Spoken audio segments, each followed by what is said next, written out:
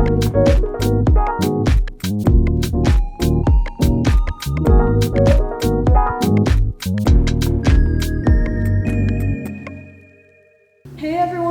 back to another episode of A Dancer's Dialogue. Today, the lovely Miss Cynthia Sims will be joining us. Cynthia, thank you for being here.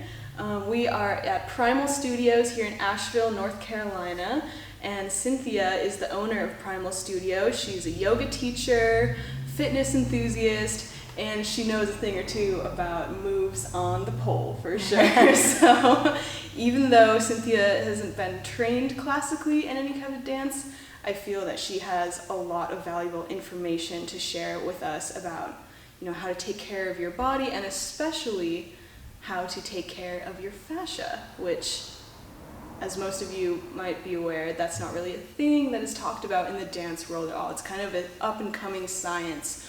All this new information is being put out about what the fascia is and why it's important, especially for people who live very active lifestyles like dancers or athletes. So Cynthia, before we get into that, I'm sure everyone would love to know just a little bit about you, your background, maybe how you kind of got into teaching yoga and where your passion for fitness came from. Yeah, thank you so much for having me. I really am super grateful for this opportunity. Anytime that I can share my passions and things that I've connected with in my body, I feel like it's just a really gem to share to other people. Definitely. So my movement has been pretty much my whole life. Even as a kid, my mom was like, "You never slept, you're just always moving." I played sports, volleyball, softball, and then had a long time of horseback riding and long distance running, mountain biking, road biking, cycling, yoga. So my yoga practice started about 17 years ago. I actually went to my first yoga class, and that really and truly was the first time that I ever connected my breath with movement. Wow. And that sounds so crazy, but it's just, I was like, oh, inhale to expand, exhale to fold. It was like something you had never thought about before. So by the end of the class, when we hit Savasana, I was like, oh my God, I think I really levitated because my body was like in such a blissful state, So my yoga practice started then, and so I would always incorporate that into whatever fitness that I was doing, mainly running at the time, or a lot of HIIT training, and then found Booty Yoga, which combines yoga, dance, conditioning. It's really a lot of fun and very expressive, and it was a way that I could even deeper connect into like a dance within my practice. And so then through that I got certified to teach, and then went through a yoga teacher training, and then every door just kind of has started opening up since then. So And then you opened up Primal Studios, and you've been teaching a lot here, and you recently got certified in the practice of merge, right?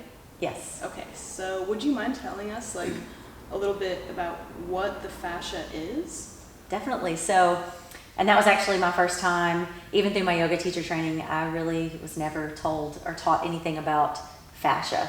And I'm also a nurse. I've been a nurse for over 20 years now, not telling my age or anything, but, and even in nursing school and my anatomy training was never, there's like a little bit about fascia in there, but not really in detail about what it does for us. And that's such a new subject. So fascia is part of our connective, it's connective tissue, and it's pretty much a non-separation lines within our body. So it surrounds all of our muscles, it surrounds all of our organs, it even goes into our muscles and holds networks of nerves, and it communicates with our brain actually more than our muscles communicate with our brain. Wow. That is crazy. And so it's throughout our entire body. So it's like 2 millimeters under your skin is your superficial line of fascia. And so it's like a lot of people describe it as if you are looking at, say, meat, say like a chicken breast, and that outer white layer that's like directly under the skin, that is actually like fascia. So it's very sticky, it's very stretchy, and actually our outer superficial layer of fascia if it were all taken out of our body, it would hold up to 50 pounds of pressure before it actually would break. So it's pretty tough. Wow. So that's just the superficial one. So it like holds everything superficially. It wraps around all of our muscles, and then we have our deep lines of fascia. And then the internal ones that go and surround our muscles and organs and go into our muscles. Wow, so it is seriously just holding everything in our body together. So it's incredibly strong, but it seems like it can also like move and be fluid as well. Yeah, so it's 65% water. Okay. So thinking of it as, you know, if you're dehydrated and then you try to stretch, it's almost like beef jerky that would just tear. So you can create tears within the fascia, and when you create a tear within your fascial line, it actually disrupts the entire body, because it's like this train that really shouldn't be separated, but then once it gets separated, then you're just creating this tear and really a disruption to other parts of your body. Oh, wow. So how everything is connected, right? And this is that really deeper like level of or organ, almost like organ system in our body that really connects everything together. Wow, that's crazy. So if the fascia can get torn, what can you do to keep it healthy, to avoid it tearing, to avoid like getting injured that way? So I think from really my understanding, because there's still a lot of research going on with like, you know, and a lot out there, it's like a hot topic on fascia, but one of the biggest things we can do is keep ourselves hydrated and keep ourselves moving, because fascia really likes that bounce. Like say if you're on a trampoline, or if you're just creating that bounce within your body, that really helps like wake up the fascia and kind of stimulate it. It doesn't really have a lot of blood flow like our muscles do. Okay. But that like the bounce really wakes up the fascia. So hydration and then stretching. And the stretching is more also, it can be like dynamic movement, because it's also a big like tension system for our body that creates this elastic recoil. That's also a function of our fascia. We use those fascial lines, which we can talk about, to like help us, you know, contract the fascia and then open it up to expand. Say if we're getting ready to start to sprint, it's automatically the stance that we get into. Our body just goes there naturally to like contract our front line of our fascia. Then when we're ready to burst off, we open up into this elastic recoil where our body just uses or like our fascial if you lines. squat and bend your knees to like jump really high or something. Okay. Yeah, like you're contracting the front line and then you open up. Okay, so it's kind of like keeping those opposition like balances almost. Wow, that's super interesting. I always thought that was like your muscles doing all the work of like squatting and jumping, or like pressing and lifting, but so the fascia has a role to play in that as well? Definitely, yeah. Very interesting. So would you say that it's really important before you work out or do like a crazy dance class or anything that you should be stretching and finding a way to like wake up the fascia in a sense? I think so. I think that, and I can speak also personally for myself, that sometimes without a little bit of like bouncing or some type of like cardio where I'm like getting blood flow moving a little bit more into my body, that I can be a little more stiff. But foam rolling is also a big part of like working with your fascia. And so there's really a lot of research out there on like foam rolling before you dance, before you do any kind of physical activity, run, cycle, that it really enhances your performance by being able, because it already just stretches those fascial lines open, because the fascia has to be opened and stretched before the muscles can actually elongate. Wow. So yes, definitely. And it can be something that's like gentle, like finding your edge through the stretches, and a lot of like torso trunk rotations and opening up those front and back lines. Yeah, I remember even in yoga, like when we were learning, they were always saying like, you know, doing twists in the morning is super good, like for your digestive system, just like waking you up at all. Sports training, even yoga, sometimes that we get really dominant in our quads and our front line of our fascia, which we can kind of talk about the lines, we're really contracted. So anytime that we can open up the front line of our body and stretch out, for one, the less prone to injury we're going to have, and the less pain we're going to be in. And actually, our body is going to perform for us in a way that it's meant to perform. right? Yeah, because it'll just be more balanced, more open. It won't be feeling stuck. Because the fascia can get kind of tangled, right? It can kind of get locked up from like years of poor movement habits or ways of holding yourself. So it truly is like the unraveling of the body, like unraveling pain, unraveling blockages, stiffness. Yeah, I don't know. Do you have anything to say? Well, I will say, like, I think a lot of times, and what I found too is like certain things and certain ways that we move, sometimes we can just make really minor adjustments to be able to not wake up, or who wants to be in bed in the middle of the night and having pain in your hip. Yeah. And like tossing and turning, you can't sleep because of pain. And it may be because you've overstretched even, you know, because so many nerve endings are in our fascia. And so just by learning those fascial lines and learning ways that we can move and stretch those, then we're really going to help reduce pain. And also when we tune in on that more subtle level, we're listening when our body says, wait a minute, you stretched a little bit too far. Like take the stretch back. And so personally for me, what I found is that I fractured my femur when I was 13. So for like 10 years after that, my hip kept dislocating. And I know that sometimes can be an issue too with dancers, that like flexibility that you have when you're like really hypermobile joints or flexible, how sometimes you can have some slight dislocations. And then over time, how that really, the fascia gets involved, and then there's tears, and then all the nerve endings that are kind of wrapped and involved around that, and how then that creates all these other areas of pain. So how we can also retrain our minds that we're safe to move, but then there's also certain things that we do that really actually do hurt. So like for me, pigeon pose actually it kind of hurts.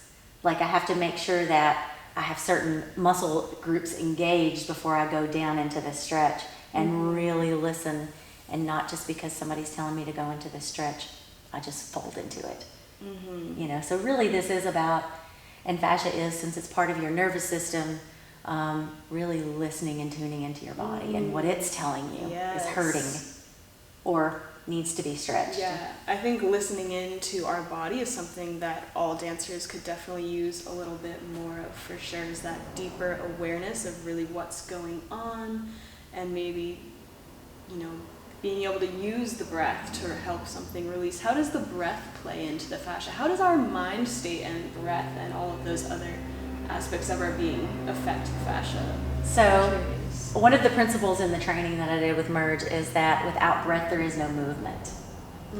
Because we have to breathe to connect to our movement, right? I mean, well, we don't have to, but like that's the mindful way of movement, is we're really going to get the benefits to use our breath. So actually in the front line of our body we have 4 diaphragms, and through those diaphragms they help us to like open up and expand.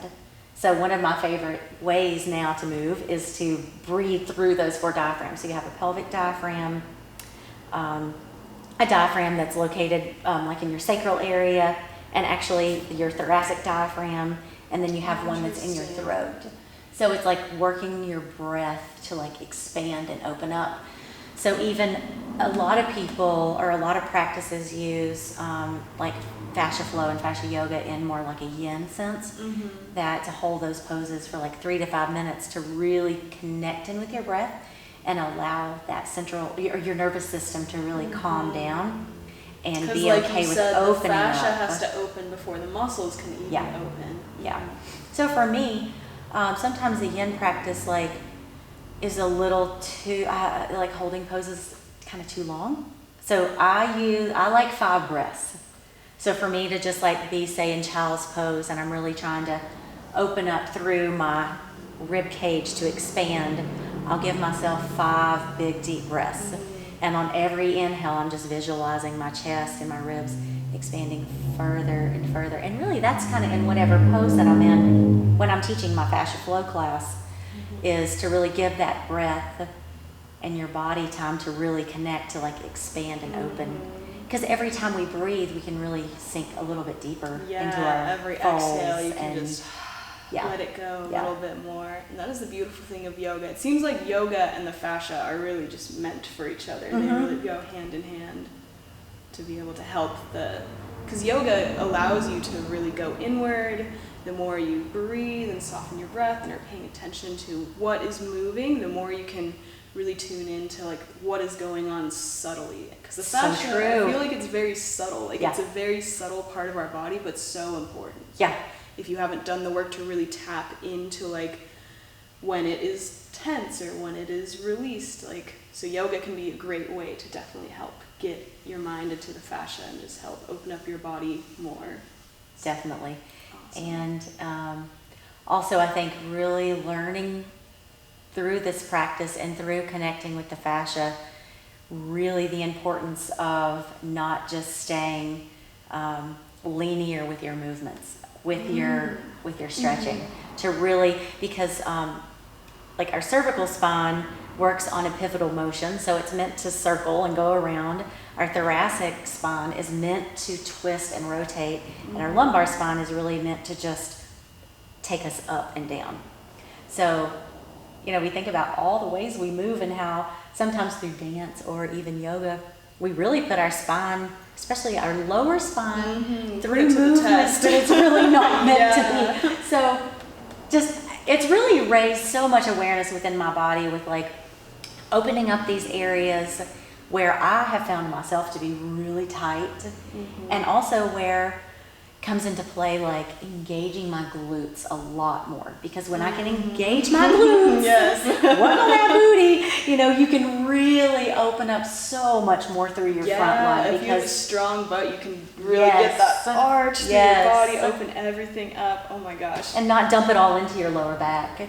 Yes. Yeah. Oh my God. The booty deserves its whole own episode about its importance. All about the booty. Sure. Oh my God. It's so true. Well, I guess on a final note, is there any suggestions you have for someone who maybe hasn't, really tuned in and hasn't had the opportunity to get to know their fascia? Is there any movement that you'd like to demonstrate, or any just word of advice of how to really tune in and start getting that relationship with your fascia going? Yeah, so I would say I can definitely show even just one of my most simplest moves. It's so simple. Ooh, I would love that.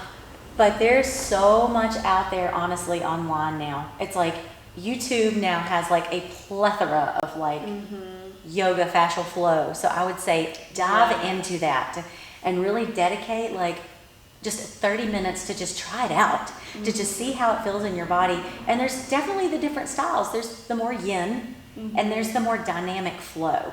And I definitely like the more dynamic flow, but that also incorporates those breath holds. And I know that in yoga practice we often are kind of told to forward fold and keep a straight a neutral spine, elongate through the crown. But with fascial flow it's more of, so our front line connects the top of our head all the way down to the bottom of our feet.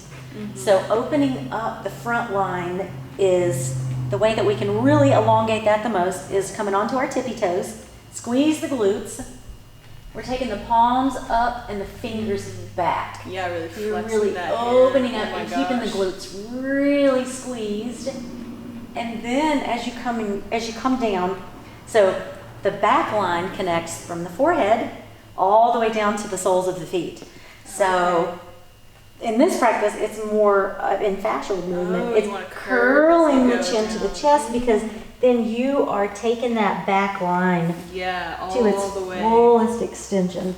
So even if you're waking up in the morning feeling a little tight in your sacrum, like I do anyway, this is what I'll do. Is just, and honestly, you can do it 5 times and just be like, oh my gosh, my lower back feels so much better. You have more movement.